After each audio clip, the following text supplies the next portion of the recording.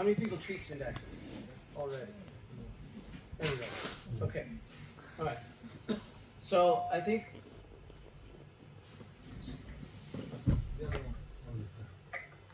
turn that one off. Yeah. Okay. So I think if you are comfortable treating, if you're not comfortable treating syndactyly, you want to start with incomplete simple syndactylies and go from there. If you already feel like you can do a simple incomplete syndactyly well, then you start moving into more complicated things. And you want to start with central digits, like the one we did today. That's a perfect sort of starter hand to start with. This kind of hand. Same. Okay. Timing. A lot of questions about timing, right? I tend to wait, I don't know what Jane said, but I tend to wait until they're at least a year old, and usually 2 years old if I can make the parents wait. Central digits, you can wait a long time, and if even border digits, if it's proximal to the PIP joint, you can wait a long time. You can't wait if it's a border digit with flexion deformity, so if you get something that starts to look like this, right, that's a problem, and you want to get to that soon. And if you want to do that within about 6 months from delivery. And then you check the child every 3 to 6 months to make sure that they're not developing a deformity. If they're developing a deformity, then you have to go to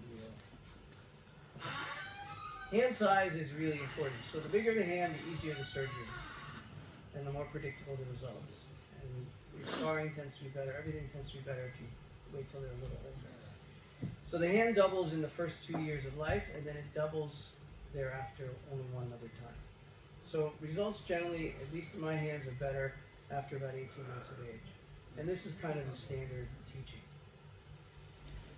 The standard teaching has been always to do one finger or one syndactyly at a time, not to do multiple at the same time, although Jane, I think, has changed that through the use of her flap.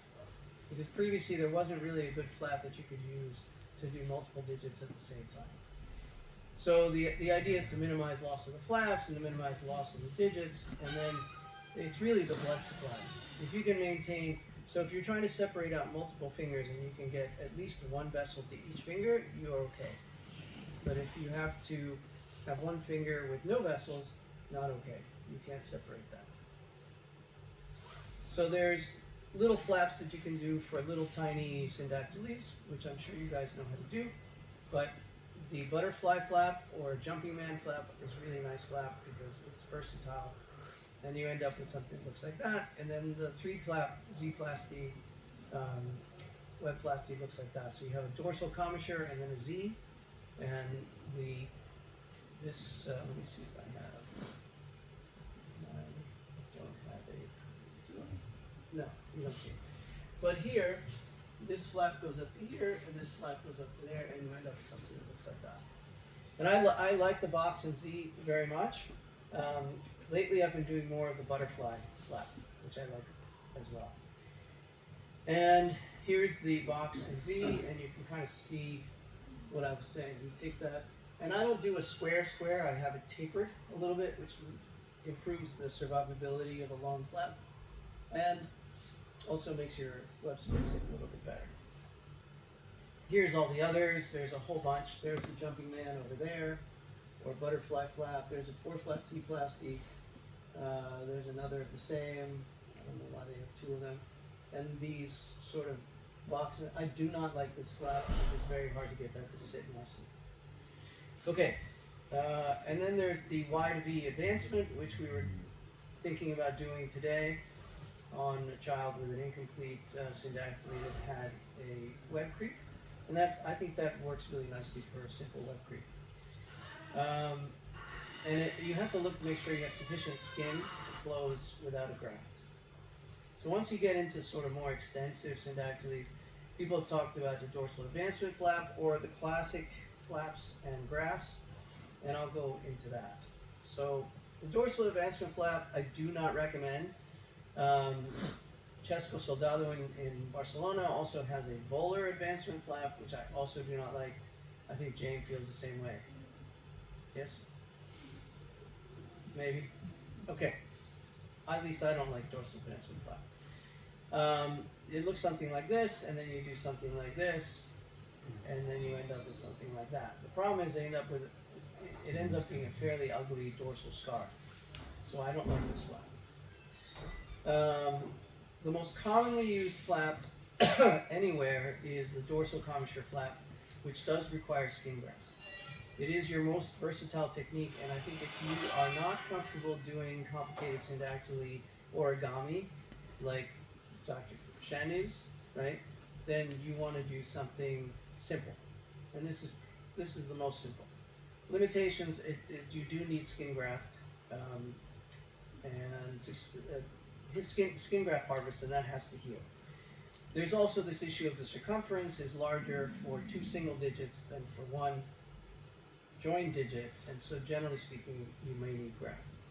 So this is your classic wide flaps.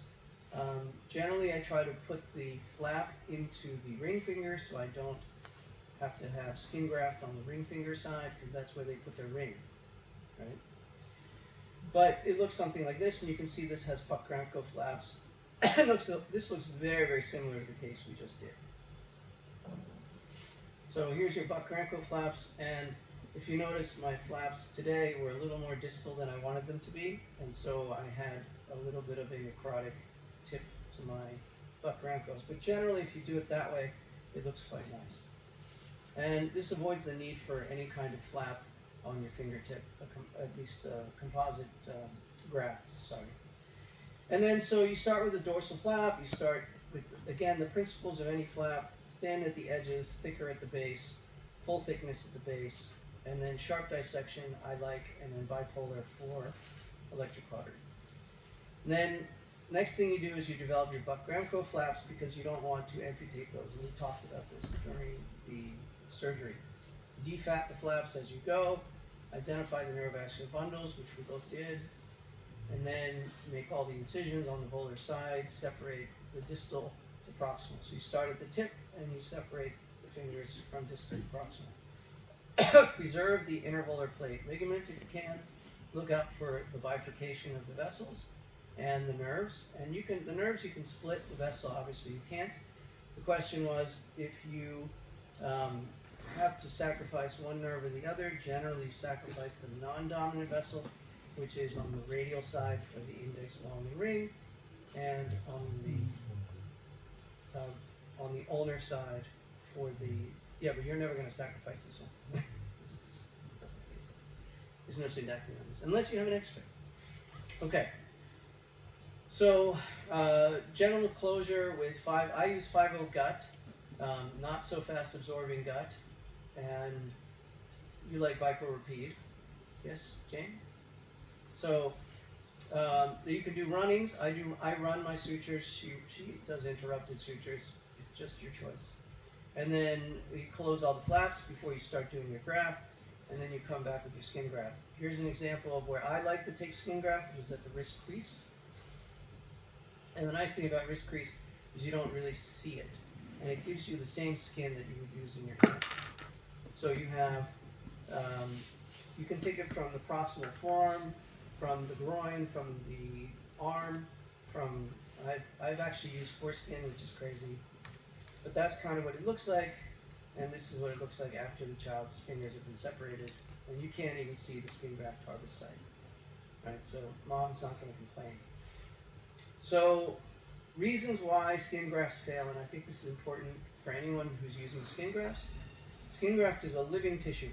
That means it has to stay hydrated while you're doing the surgery. It can't be allowed to dry out. And the reasons why it fails, why it dies sometimes, is there's a hematoma under it.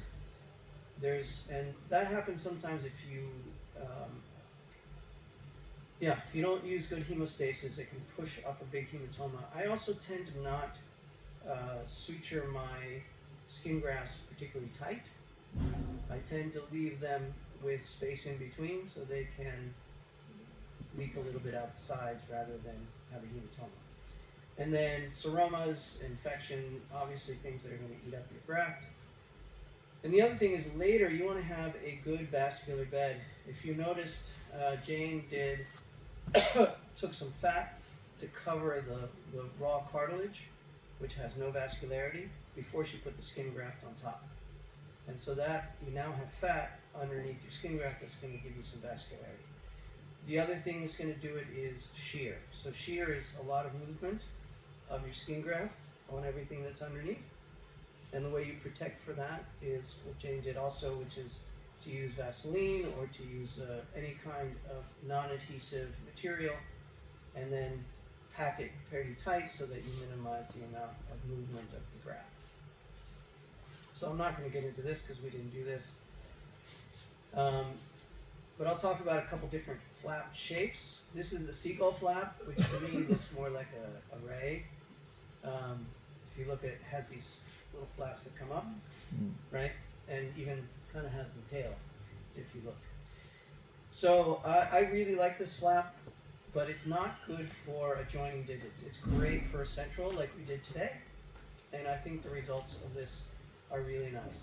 It has the same principles that the lines have to be the same. So the length of this, length of that is the same. Length of this is the same as the length of that. So this is double this, and this length is actually this whole length. So it's double that. You know, but you can. I actually do mine now going this way, because the important thing is that this line on the volar side, which I'll show you, has to match. So that seagull flap is now in here. The side goes into here, and the center obviously is there. And that gives you a really nice web space with a very wide commissure, using the same basic concept as Jane's flap, which uses this kind of transverse incision to advance dorsal skin. We advance the skin dorsal into the web space. Here's another example of a seagull, aka ray flap. And you can see that what I've done here is because I'm not crossing the PIP joint, I felt very comfortable doing a straight incision, which makes this much easier than having to do zigzags. And you end up with this, which I was very happy with, and the kid did great. So then I'm not going to belabor this because she talks about this, but I will say that if you are doing multiples, her flap is really the best. And it's all about equal lines, and sometimes requires skin graft. It's something that looks like this. Here's a child with aperts. This is the one that I did. Maybe I did this in Algeria. I can't remember. But and you can see what this looks like afterwards, and we're able to separate all the fingers at the same time, and we're very happy with the skin graft in between. Right. So then you start, once you feel like you're comfortable with these fancy flaps, then I think you can move on to more complicated things, right? These border digits are very difficult to do if they start to look bad like this. Right, and you get into these sort of interesting geometries of how to separate these. And strange things like this, again, your buck crampo flaps, your skin graft from the wrist crease, and then we're sewing in all the skin grafts. And I used to work really hard to put these little steri strips on. I just don't do that anymore. But this is a non-adhesive dressing that you can use. It's the same, it just has Vaseline built into it. Looks like this. And then we wrap it all up. Right, for thumb index, it's a very different thing. So the thumb index web space is much more challenging, and there's a whole variety of things that you can use. So the classic is the 4-flap Z-plasty. It's fairly easy to do, and it goes from ABCD to CADB. And when I started out like this, I would draw out, put the letters inside to make sure that you have it the right way. Because you can very easily sew it back to where it came from. And now you haven't done anything other than make a scar. So that's what it should look like. Again, it should look like a W when you're done. And if it doesn't look like a W, then you're not done. Alright, then you get into the more complicated things like this, which we use a stiletto flap for. This is a combination of a tight first web space with a camptodactyly. And for that, we use something called the stiletto flap. And I really like the stiletto flap for children with arthrogryposis, but it's also an amazing flap for somebody who has cerebral palsy, and they have their palm really tight in here. And if you do a release of the thumb, and you don't have enough space, you don't have enough skin to cover this, you can just take skin from the index finger and drop that down. It's beautiful, it looks great. We can talk about that later as well. But it looks something like this, which is really nice, and gives you good access. Here is the Abdelghani flap from Egypt, and it's a little bit modified, but it's basically this flap. And you can see that you get really nice web space from that flap. And what that is, it's the same principle of advancing skin from the dorsum of the hand into the first web space. Jane has obviously much more elegant flaps that look much better, but those of us who are mere mortals, this is what we can do, right? And I think that that's a really safe flap to do. And then you start getting, once you feel comfortable with all that and you're feeling like, okay, I'm pretty good at this, you can start the things that are really complicated, like this hand, or the apron's hand we're going to do this afternoon. That's a hard hand to divide. So it may require alternatives to grafting if the bed is poor. So you might need something like real flaps, free flaps, etc., to cover things which look bad. You get something like this. How do you know which finger is which? It's impossible, right? It's very, very difficult to tell. So I think the big complications you worry about, right, is web creep. We all talked about this, right? Not like a spider web creep, but between the two fingers. And then graft loss is a big problem. So as I said, you want to make sure that there's no shear, less risk of hematoma, seroma, no infection. Loss of a digit. I think you have to talk to every parent when you're doing a case like this that you could lose a finger. It's a real thing.